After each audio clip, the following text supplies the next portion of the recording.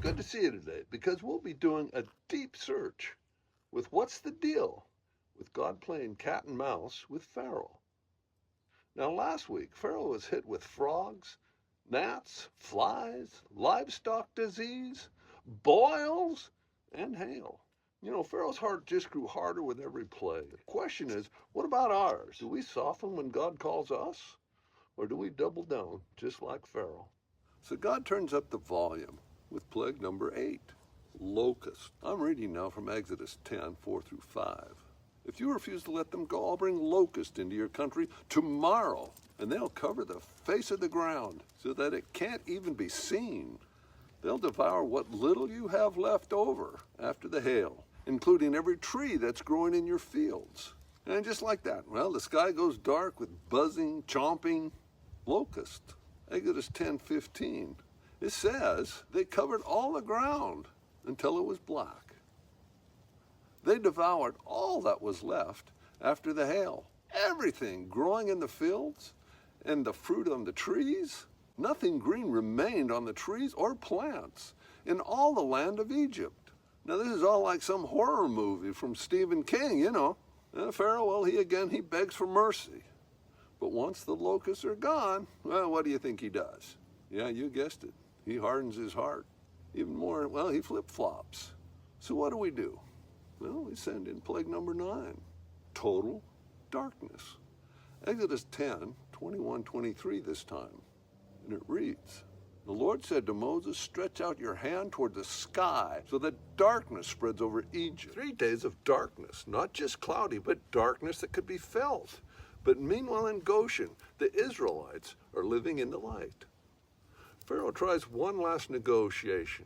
Fine, he says. The men can go, but leave the women and the children. Now Moses tells him, hey, no way, Jose. Well, Pharaoh explodes in Exodus 10:28. Pharaoh said to Moses, get out of my sight and make sure you do not appear before me again. The day you see my face, you will die. Well, Moses replies in Exodus 10:29. Just as you say, Moses replied, I'll never appear before you again. You know, what has he just done? Pharaoh's pride has walked him straight off the cliff. But how about us? How many times have we brushed aside God's offer, believing we can do it ourselves, that we don't need him? But here's the bigger picture. Each plague wasn't random chaos. God was systematically dismantling Egypt's false gods. Locust crushed the grain gods. Darkness humiliated Ra, the mighty sun god. And once again, Yahweh is saying, I alone am Lord. Now here's my 2 cents worth. The plagues aren't just dusty history.